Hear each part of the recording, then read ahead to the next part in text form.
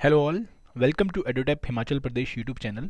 बहुत बहुत स्वागत है आप लोगों का इस वीडियो में, जहां पर हम इंडियन पॉलिटी में कवर करने वाले हैं एक बहुत ही इंपॉर्टेंट टॉपिक, ट्राइब्यूनल्स।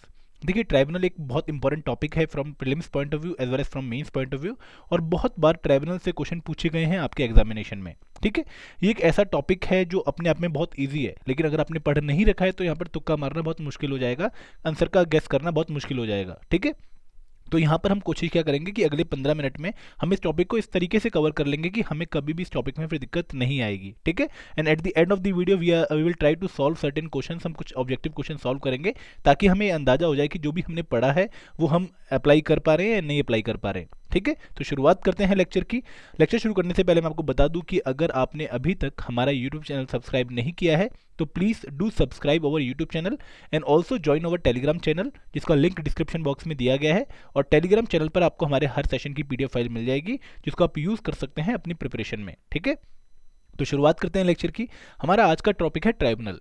देखिए, आज़ादी के टाइम पर जब हमारा कॉन्स्टिट्यूशन बन रहा था तो उस टाइम पर ट्राइब्यूनल जो है वो हमारे कॉन्स्टिट्यूशन में ऐड नहीं किए गए। ठीक है, ऐसा लगा कि जो हाई कोर्ट, सुप्रीम कोर्ट और जो सबऑर्डिनेट कोर्ट हैं, यही जुडिशियल सिस्टम हमारी सारी दिक्कतों को सॉल्व कर देगा और सारे केसेस को ये निपटा देगा। लेकिन 1960s में जब हमें दिखता है कि जो सर्विस रिलेटेड डाउट्स आते थे, डिस्प्यूट्स आते थे, जैसे जो भी आपके सेंट्रल सर्विसेज के एम्प्लॉई हैं या फिर स्टेट सर्विसेज के एम्प्लॉई हैं या फिर किसी और सर्विस के एम्प्लॉई हैं, उनकी जो सर्विस कंडीशन के रिगार्डिंग डिस्प्यूट होते थे वो सारे हाई कोर्ट में आते थे या सबऑर्डिनेट कोर्ट में आते थे। तो 1960s पे लगभग 30% बर्डन हाई कोर्ट के पास सिर्फ उन कोर्ट्स का था जो कि सर्विस रिलेटेड डिस्प्यूट्स थे। तो हाई कोर्ट के ऊपर बर्डन कम करने के लिए इंदिरा गांधी गवर्नमेंट ने प्लान किया कि हम एक सेपरेट जुडिशियल सिस्टम बनाते हैं, जहां पर कुछ जुडिशरी के मेंबर होंगे, कुछ एडमिनिस्ट्रेशन के मेंबर होंगे और वो इन सर्विस रिलेटेड डिस्प्यूट्स को सॉल्व करेंगे। ठीक है, तो 1960s में हाई कोर्ट के ऊपर बढ़ते हुए बर्डन को कम करने के लिए 1970s में प्लान किया गया कि we will bring a separate chapter in Indian constitution, जिसको हम ट्राइब्यूनल का नाम देंगे। ठीक है, तो एक कमेटी बिठाई गई जिसने बोला कि हम ट्राइब्यूनल बना सकते हैं, और उसके बाद ट्राइब्यूनल को ऐड किया गया हमारे कॉन्स्टिट्यूशन में। ठीक है, तो आपको याद रखना है कि tribunals are originally not the part of our constitution, they are not part of our original constitution. जब हमारा कॉन्स्टिट्यूशन 26 नवंबर 1949 को अडॉप्ट किया गया था, उस टाइम पर इसमें ट्राइब्यूनल कुछ नहीं थे, ऐसी कोई एक बॉडी नहीं थी। लेकिन बाद में by 42nd constitutional amendment act of 1976 हमारे कॉन्स्टिट्यूशन में ट्राइब्यूनल को ऐड किया गया। They are quasi judicial institution. Quasi judicial institution का मतलब क्या है कि ये ऐसे इंस्टीट्यूशन है जिसमें पूरी जुडिशरी इन्वॉल्व नहीं है, यहाँ पर कुछ एडमिनिस्ट्रेटिव मेंबर हैं, लेकिन काम ये क्या करे, काम ये जुडिशरी वाला ही कर रही है, डिस्प्यूट सेटलमेंट का ही काम कर रही है। अगर मान लो कोई सेंट्रल सर्विस एम्प्लॉय है, ठीक है, उसकी प्रमोशन के रिगार्डिंग, उसकी सर्विस कंडीशन के रिगार्डिंग कोई डिस्प्यूट आता है तो वो इन इंस्टीट्यूशंस के पास जाएगी। किसके पास? ट्राइब्यूनल के पास। और ट्राइब्यूनल में उनके जो डिस्प्यूट है उनको रेजोल्यूशन करने के लिए कौन कौन से मेंबर होंगे? यहाँ पर कुछ जुडिशरी के मेंबर भी होंगे और कुछ एडमिनिस्ट्रेशन के मेंबर भी होंगे। देखिए, जो बॉडी प्योरली जुडिशियल बॉडी होती है वहाँ पर सिर्फ जुडिशरी के मेंबर होते हैं, वहाँ पर एडमिनिस्ट्रेटिव मेंबर नहीं होते हैं। लेकिन अगर एक बॉडी कोई ऐसी जुडिशियल इंस्टीट्यूशन है तो यहाँ पर जुडिशरी के मेंबर भी होंगे और एडमिनिस्ट्रेटिव मेंबर भी होंगे।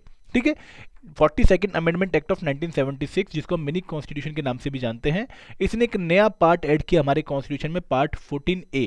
पार्ट 14A जिसको नाम दिया गया ट्राइब्यूनल। याद रखिए, ये वही 42nd अमेंडमेंट है जिसके थ्रू हमारे कॉन्स्टिट्यूशन में पार्ट 4A भी ऐड किया गया था, फंडामेंटल ड्यूटी वाला। ठीक है, अब जो ये पार्ट 14A ऐड किया गया ट्राइब्यूनल के नाम से, इसमें दो आर्टिकल थे। आर्टिकल 323A जो कि एडमिनिस्ट्रेटिव ट्राइब्यूनल से डील करता है, और आर्टिकल 323B जो कि बाकी ट्राइब्यूनल जो कि एडमिनिस्ट्रेशन के नहीं है उनसे डील करता है। तो आपको याद रखना है कि 42nd अमेंडमेंट एक्ट ने क्या ऐड किया?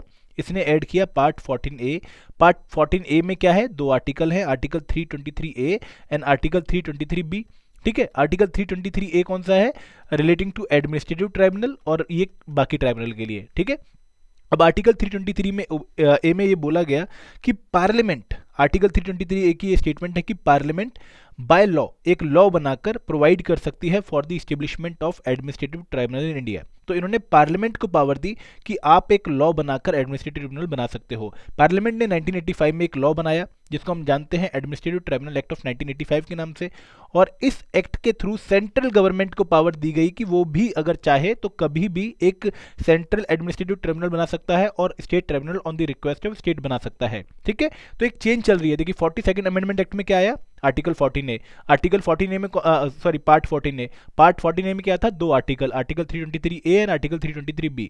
आर्टिकल 323A ने इंपावर किया पार्लियामेंट को कि आप एक एक्ट बनाइए। ठीक है, पार्लियामेंट ने 1985 में एक एक्ट बनाया जहां पर उसने सेंट्रल गवर्नमेंट को एम्पावर किया कि आप अगर चाहें तो एक सीएटी बना सकते हैं, एक नेशनल लेवल एडमिनिस्ट्रेटिव ट्रिब्यूनल बना सकते हैं, सेंट्रल एडमिनिस्ट्रेटिव ट्रिब्यूनल का नाम होगा, और आप स्टेट के लिए भी स्टेट एडमिनिस्ट्रेटिव ट्रिब्यूनल बना सकते हैं अगर वो रिक्वेस्ट करते हैं तो। ठीक है।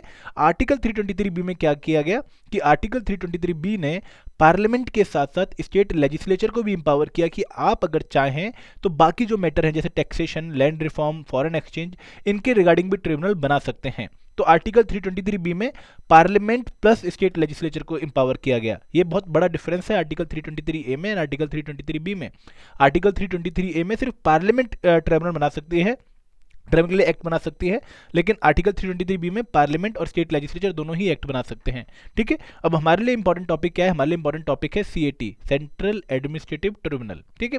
तो यहाँ पर इसके कुछ इंपॉर्टेंट पॉइंट्स आपको पता होने चाहिए। ठीक है। सेंट्रल एडमिनिस्ट्रेटिव ट्रिब्यूनल को एस्टेब्लिश किया गया 1985 में आफ्टर द एक्ट जो पार्लियामेंट ने बनाया। ठीक है। इसकी जो प्रिंसिपल बेंच है वो है दिल्ली में। इसके अलावा इसकी 17 रेगुलर बेंचेस हैं। 15 जो बेंचेस है इसकी वो हाई कोर्ट में है और 2 बेंचेस इसकी डिफरेंट है, जयपुर एंड लखनऊ में। ठीक है। इसकी जो जुरिस्डिक्शन है वो किस पे अप्लाई होती है? इसकी ओरिजिनल जुरिस्डिक्शन है to the service employees of all India services, central civil services, civil post under the centre and civilian employees of defence services. अगर इन एम्प्लॉइज को कोई दिक्कत है, इनके सर्विस कंडीशन में कोई भी डिस्प्यूट आ रहा है, तो they can directly move to the central administrative tribunal. Original का मतलब यही होता है कि आप फर्स्ट अपील कहाँ पे लेके जा सकते हो? आप डायरेक्टली कहाँ पे जा सकते हो? आप डायरेक्टली सीएटी में जा सकते हो। ठीक है। तो all India services, central civil services, civil post under the centre, civilian employees, याद रखिए आर्म्ड फोर्सेस वाले एम्प्लॉय नहीं, सिविलियन एम्प्लॉइज, जैसे मान लो जो बार्बर वगैरह होते हैं उनके लिए जो अगर कोई डिस्प्यूट आता है सर्विस कंडीशन में तो वो कहाँ पे जाएंगे? सीधा सीएटी के पास जाएंगे। अगर मान लो हम बात करें आर्म्ड फोर्सेस के एम्प्लॉइज की, या फिर सुप्रीम कोर्ट के स्टाफ की, ठीक है, या फिर पार्लियामेंट के स्टाफ की, तो उनका जो डिस्प्यूट है वो सीएटी सॉल्व नहीं करेगा, उनका डिस्प्यूट एक सेपरेट बॉडी सॉल्व करती है। ठीक है। तो यहाँ पर जुरिस्डिक्शन आपको बहुत इंपॉर्टेंट तरीके से याद रखनी है। अगर हम कंपोजिशन की बात करें तो जो आपका सीओटी है, सीएटीआई एक मल्टी मेंबर बॉडी है। यहाँ पर पहले तो एक चेयरमैन, एक वाइस चेयरमैन और एक मेंबर होते थे बहुत सारे, लेकिन उसके बाद क्या किया 2006 में एक अमेंडमेंट आई जिसमें बोला गया कि अब एक चेयरमैन रहेगा और 65 मेंबर रहेंगे, और इन 65 मेंबर्स में से जुडिशियल मेंबर भी होंगे और एडमिनिस्ट्रेटिव मेंबर भी होंगे। इनको अपॉइंट कौन करेगा? इनको अपॉइंट करेंगे प्रेसिडेंट ऑफ इंडिया, लेकिन president of India directly appoint नहीं करते हैं। पहले एक हाई पावर्ड सिलेक्शन कमेटी का गठन किया जाता है। हाई पावर सिलेक्शन कमेटी का हेड कौन होता है? जनरली एक सुप्रीम कोर्ट का जज, जिसको chief justice of India appoint करता है। फिर वो कुछ नाम रिकमेंड करता है और उन नामों को सुप्रीम कोर्ट के जो चीफ जस्टिस हैं वो चेक करते हैं, कैबिनेट चेक करते हैं, उसके बाद प्रेसिडेंट साहब को रिकमेंड किया जाता है और फिर प्रेसिडेंट साहब उस आदमी को अपॉइंट करते हैं। ठीक है। अब अगर एक बार आदमी अपॉइंट हो गया एज अ चेयरमैन तो वो 5 साल की टर्म रखता है, या फिर until the age of 65 year वो ऑफिस में बना रहेगा। अगर एक मेंबर है तो उसकी भी टर्म 5 साल की होगी, लेकिन वो 62 ईयर तक अपनी पोस्ट पे बना रहेगा। देखिए एक खास बात क्या है कि जो सीएटी हैं ये क्रिमिनल प्रोसीजर कोड या सिविल प्रोसीजर कोड फॉलो नहीं करते हैं, just follow the principle of natural justice, मतलब ये केस बाय केस पे फ्लेक्सिबल तरीके से डिसीजन लेते हैं। और सीएटी के आने का सबसे बड़ा फायदा क्या हुआ है कि हाई कोर्ट के ऊपर से जो लोड था सर्विस कंडीशन के रिगार्डिंग डिस्प्यूट्स का वो बहुत कम हो गया है। ठीक है। एक और बात आपको याद रखनी है कि पहले ये बोला जाता था 1997 से पहले कि अगर आपको सीएटी का डिसीजन पसंद नहीं आया है तो आपको सुप्रीम कोर्ट में अपील करनी पड़ेगी।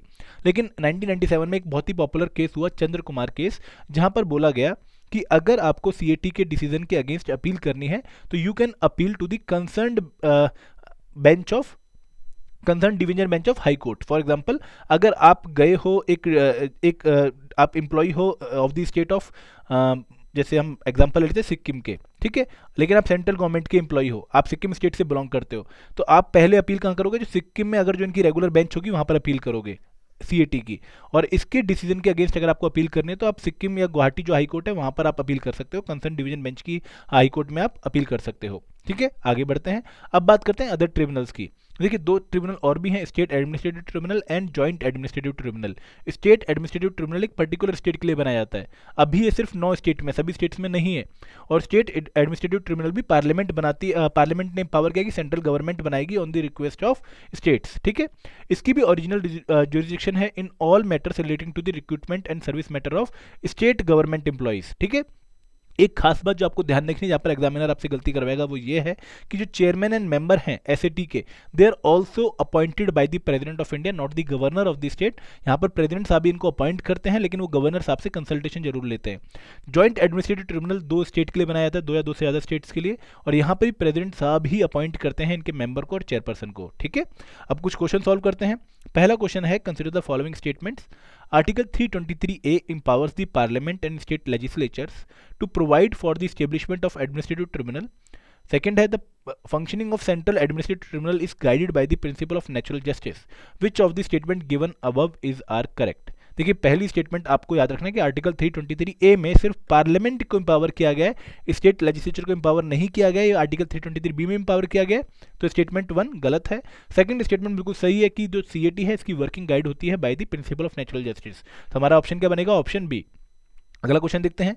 Appeals against the order of CAT tribunals can be made in. अगर आपने सीएटी के अगेंस्ट अपील करने तो आप कहाँ पे करेंगे?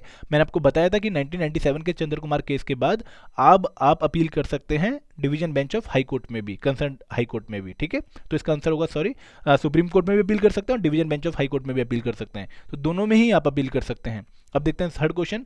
The power to appoint the chairman and member of the SAT state administrative tribunal is vested in. तो मैंने आपको बताया था कि जो स्टेट एडमिनिस्ट्रेटिव ट्रिब्यूनल है, भले ही यहाँ पर वर्ड स्टेट आ रहा है, लेकिन अपॉइंट कौन करेगा? प्रेसिडेंट ऑफ इंडिया ही अपॉइंट करेंगे। तो राइट आंसर क्या बनेगा? Option A. तो ये था हमारा आज का एक इंपॉर्टेंट टॉपिक ट्राइब्यूनल जो हमने खत्म किया। आई होप कि आपको ये टॉपिक अब समझ आ गया होगा। कोई भी डाउट हो, कोई भी क्वेरी हो, तो feel free to ask at our phone number 8146207241, या पे एक मेल ड्रॉप कर सकते हैं hello@edutap.co.in पर। This is all from my side friends, thank you very much. जय हिंद, जय भारत।